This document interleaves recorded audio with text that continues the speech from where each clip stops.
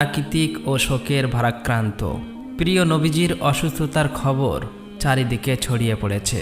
হজরত ফাতেমা রাদিয়াল্লাহু তাআলা আনহা ছুটে চলেছে রাসূল সাল্লাল্লাহু আলাইহি ওয়াসাল্লামের বাড়ির দিকে। সেদিন আকাশের চাঁদ যেন ফিকে হয়ে গেছে।